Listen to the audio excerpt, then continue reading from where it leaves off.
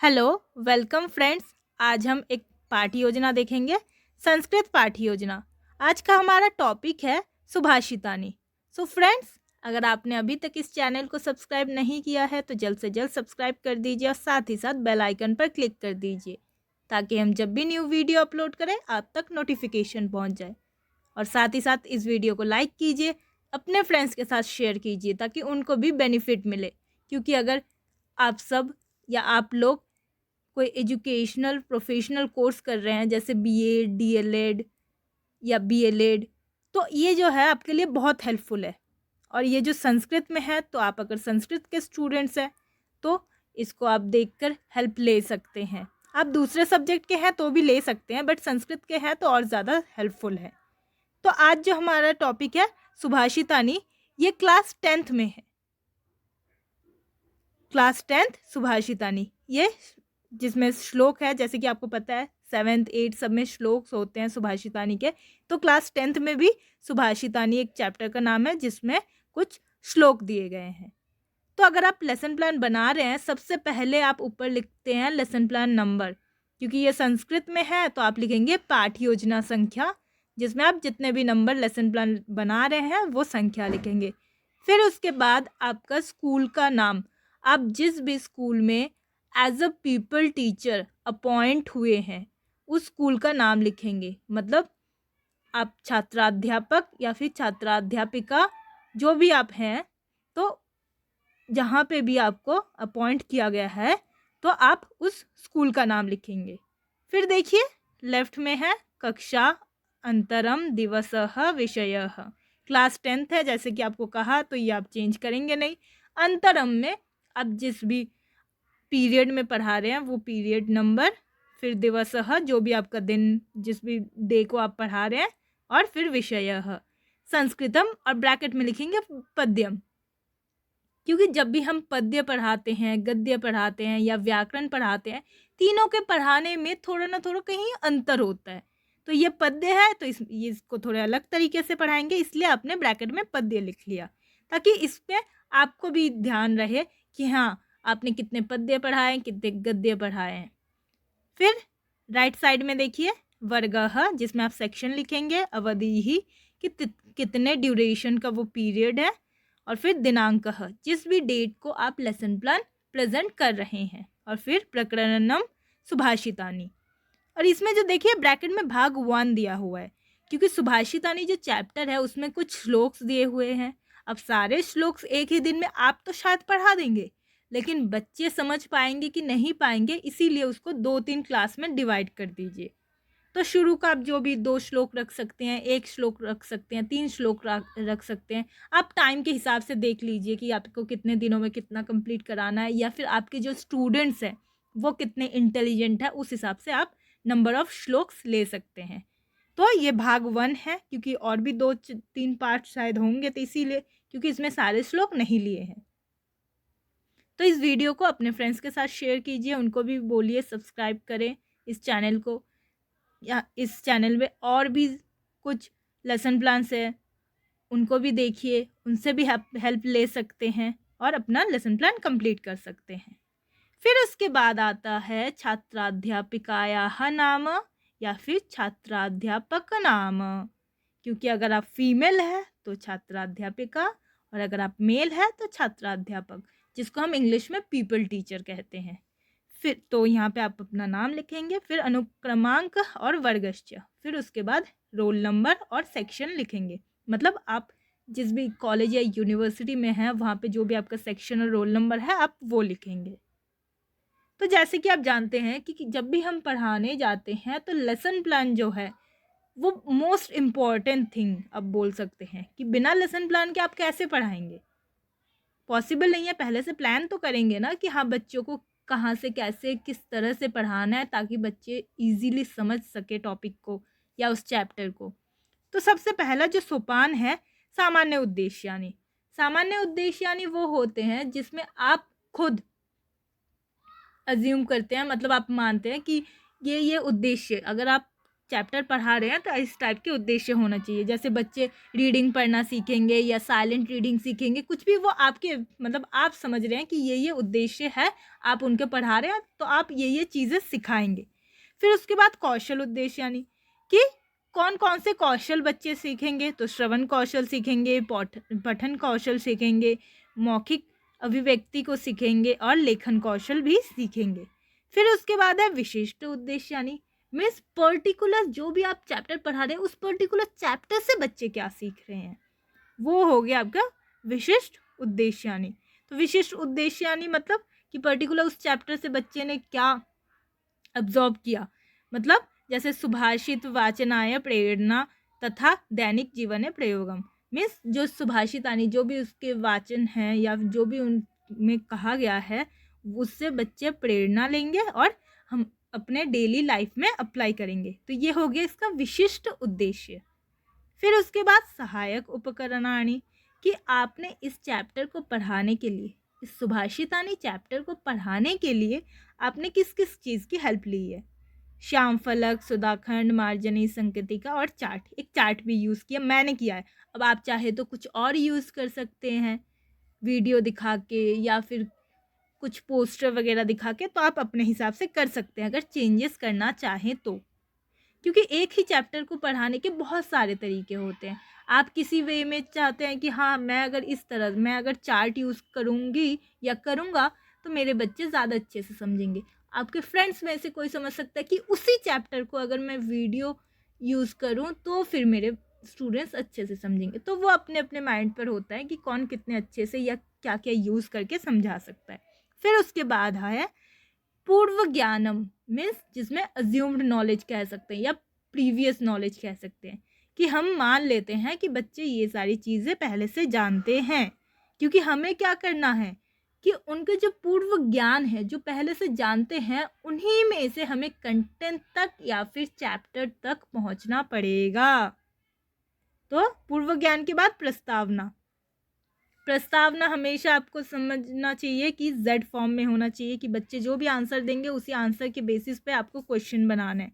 तो प्रस्तावना के जो क्वेश्चन होते हैं 3 से 5 तक ठीक है, उससे ज़्यादा ना लीजिए, क्योंकि फिर पता चला प्रस्तावना में ही पूरा टाइम चला गया और फिर आप चैप्टर को पढ़ा ही नहीं पाए। फिर उसके बाद है लास्ट जो आपने दिया प्रस्तावना में समस्यात्मक प्रश्न। फिर उसमें आप उद्देश्य कथन में आप डिक्लेयर करेंगे कि आज हम सुभाषितानी चैप्टर को पढ़ेंगे और इसमें आज जो हम पढ़ेंगे तो शुरू में आपने जो भी 2 या 3 श्लोक लिए हैं तो वो कि इन विषयों पर पढ़ेंगे। फिर है प्रस्तुतिकरणम, जिसमें आदर्श वाचन करेंगे आप। तो मैंने तो यहाँ पे 2 ही श्लोक लिया है शुरू के, एक तो हो गया आलस्यम ही मनुष्यानाम और गुणे गुणम वेत्ति। तो मैंने 2 श्लोक लिया, आप चाहे तो 3 ले सकते हैं, आप चाहे तो 1 ले सकते हैं।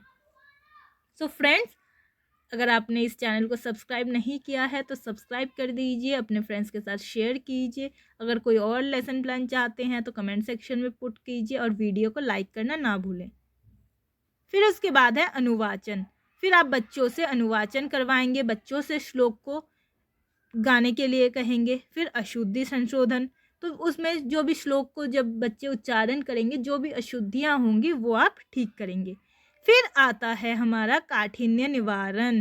काठिन्य निवारण जो है एक इम्पॉर्टेंट सोपान है। काठिन्य निवारण में जैसे बड़े बड़े वर्ड्स होते हैं उसकी संधि अलग विग्रह करके दिखाना, उसके मीनिंग निकलवाना, मतलब आपको जो भी करना है ना आप कोशिश करेंगे कि आप बच्चों से ही निकलवाए। चाहे मीनिंग निकलवाना है तो बच्चों से निकलवाए, अपोजिट वर्ड या फिर आपको संधि तो वो भी बच्चों से ही निकलवाने की कोशिश कीजिए। क्योंकि बच्चे अगर खुद करेंगे तो उनको ज़्यादा अच्छे से याद रहेगा, ना कि आप अगर बोल देंगे। क्योंकि आप अगर डायरेक्ट बोल देंगे तो डायरेक्ट तो वो गाइड से भी निकाल सकते हैं, तो आपकी फिर एक टीचर की क्या ज़रूरत है। तो इसलिए कोशिश कीजिए कि उनसे निकलवाए ताकि वो समझकर कोशिश करें आंसर करने की। तो काठिन्य निवारण में आपने कुछ वर्ड्स ले लिए जिसमें आपने जो हार्ड लगा कि हाँ नया वर्ड है बच्चे नहीं जानते हैं, तो आप उनके मीनिंग बताएंगे, मतलब उनसे निकलवाएंगे। चाहे वो किसी भी मेथड के थ्रू, आप पर्यायवाची बोल के फिर उनसे मीनिंग निकलवा सकते हैं, विपरीत बोल के मीनिंग निकलवा सकते हैं, समास से, क्योंकि क्लास 10th के बच्चे हैं वो समास भी थोड़ा बहुत समझते ही है। फिर उसके बाद आता है खंडान्वय। खंडान्वय में जो होता है कि जो भी आपने श्लोक पढ़ाया है, 1, 2, 3 जितने भी श्लोक पढ़ाए हैं, उसी श्लोक में से आप क्वेश्चन करेंगे और फिर बच्चे आंसर देंगे। मतलब जिसमें आप अन्वय नहीं करेंगे डायरेक्ट, लेकिन अन्वय की तरह ही मीनिंग वो करेंगे। जैसे क्या था फर्स्ट श्लोक में कि आलस्यम ही मनुष्यानाम शरीरस्थो महान रिपु, तो इसमें जैसे वो कर दिया कि केशम महान रिपु आलस्यम, तो आंसर आ गया मनुष्यानम। तो ऐसे ही कि आप श्लोक में से ही क्वेश्चन फॉर्म करेंगे और बच्चे आंसर देंगे। तो दोनों श्लोक का एक साथ ले लिया, आप चाहे तो एक एक श्लोक को पढ़ा सकते हैं, आप चाहे तो 2-3 श्लोक को एक साथ लेके तो पढ़ा सकते हैं। ये हो गया खंडान्वय, जिसमें आप क्वेश्चन आंसर के फॉर्म में बच्चों को समझाएंगे। फिर आता है भाषानुवाद। भाषानुवाद में क्या होता है कि आपने उस जो श्लोक लिए हैं उनका ट्रांसलेशन बता दिया है, तो वो हो गया भाषा अनुवाद। तो जब भी आप संस्कृत पद्य पढ़ाते हैं तो उसमें 2 इम्पॉर्टेंट चीज़ें होती हैं, एक खंडान्वय, एक दंडान्वय। तो इसको जो है खंडान्वय के थ्रू जैसे आपको बताया कि हाँ क्वेश्चन फॉर्म करके बता दिया। दंडान्वय में आप वो कर सकते थे कि आप डायरेक्ट अन्वय बता के वो कर मीनिंग निकाल सकते थे, मतलब सेंटेंस के फॉर्म में आप बोल सकते थे, लेकिन खंडान्वय मतलब 10th के लिए तो सही है। फिर वस्तु विश्लेषणात्मकाः प्रश्नाः। अब उसके बाद जब आपने मीनिंग बता दिया, फिर आप कुछ क्वेश्चंस पूछेंगे उनके से कि हाँ ऐसे ऐसे जो भी श्लोक में से आप क्वेश्चन पूछने के बाद फिर छात्राध्यापिका कथन तुलना च। अब इसमें जो है आपने जो भी 2-3 श्लोक लिए हैं, उन्हीं 2-3 श्लोकों को अलग अलग डेली लाइफ के एग्जाम्पल के साथ रिलेट करने की या तुलना करने की कोशिश करेंगे। तो जैसे यहाँ पे देखिए फर्स्ट क्या लिया है, गुंजन सक्सेना के बारे में यहाँ पे लिया, द कारगिल गर्ल, मतलब जो आलस्य ही मनुष्य नाम शरीरस्थो प्रधान महान रिपो, वो जो श्लोक है उसके साथ गुंजन सक्सेना इसकी तुलना की है कि हाँ अगर वो भी सोचती कि मैं एक लड़की हूँ, मैं नहीं कर सकती, तो फिर उसका नाम आज इतना फेमस नहीं होता। मतलब इस टाइप से मैं तो आपको शॉर्ट में बता रही हूँ, इसको आपको अच्छे से एक्सप्लेन करना है, ठीक है। और फिर गुणागुणम व्यक्ति जो है कि गुण गुण को पहचानता है, मतलब ऐसे अगर कुछ होता तो फिर आप तुलना जो कर सकते थे, जैसे ये एकलव्य और द्रोणाचार्य इनके विषय में बताकर आप कर सकते हैं कंपेयर। क्योंकि ये भी तो वही है कि अगर एकलव्य ये सोच लेता कि हाँ मेरे पास गुरु नहीं है और ठीक है मैं छोड़ देता हूँ, और वो इतनी मेहनत नहीं करता, तो वो भी आज इतना फेमस नहीं होता। तो ये सारी चीज़ें इस टाइप से आपको तुलना करना है। चाहे तो आप कोई वैसे डेली लाइफ के नाम भी ले सकते हैं, या कोई दोहा ले सकते हैं, या कोई और किसी लैंग्वेज में जो बचपन में उन्होंने पढ़ा है उस कविता को, या फिर किसी स्टोरी को, कथा को ले सकते हैं। तो आप कंपेयर करके समझाएंगे, क्योंकि 2 लाइन में तो श्लोक है लेकिन उनमें समझाने के लिए बहुत कुछ होता है। फिर उसके बाद है सौंदर्यानुभूत्यात्मकाः प्रश्न। अब इसमें जो है श्लोक में जैसे कौन सा छंद है, कौन सा अलंकार है, कि इस शब्द की जगह ये पद अगर यूज़ करते तो कैसा होता, या इसमें क्या समास है, मीन्स सुंदरता को, उसमें जो श्लोक है उसमें सुंदरता को निखारने के लिए आप जो भी क्वेश्चंस बना सकते हैं वो बनाइए। स्टूडेंट्स इस चैनल को सब्सक्राइब करना ना भूलना। फिर उसके बाद आता है समवेत वाचनम या सस्वर वाचनम। अब फिर जो है आप किसी बच्चे को खड़ा करेंगे, पूछेंगे, मतलब बोलेंगे कि हाँ सस्वर वाचन कीजिए, मिस जैसे मैंने श्लोक को गाया है आप भी उसी तरह गाने की कोशिश कीजिए। तो बच्चे भी उसी तरह ही कोशिश करेंगे। फिर आवृत्त्यात्मकः प्रश्नाः। फिर यहाँ पे आप अलग अलग तरह से वो श्लोक को बता सकते हैं। जैसे यहाँ पे देखिए रिक्त स्थान की तरफ फर्स्ट जैसे लिया है कि गुणी गुणम व्यक्ति वाला लिया है, उसमें क्या कि अन्वय करके फिर बीच बीच में मैंने फिल इन द ब्लैंक्स वाले वैसे करवाया है। तो आप चाहे तो किसी और तरीके से करवा सकते हैं।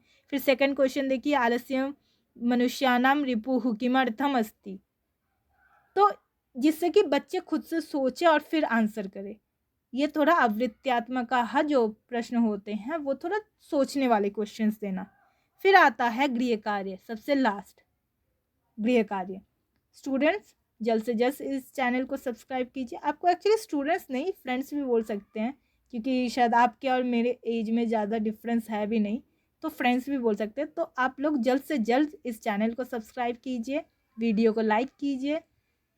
कोई भी और चैप्टर या कोई ट्रांसलेशन चाहते हैं, संस्कृत में किसी चैप्टर का ट्रांसलेशन चाहते हैं तो वो लिख सकते हैं। कोई और लेसन प्लान चाहते हैं या किसी और सब्जेक्ट का लेसन प्लान चाहते हैं तो वो भी कमेंट सेक्शन में पुट कर सकते हैं, और अपने फ्रेंड्स के साथ शेयर करना ना भूलना।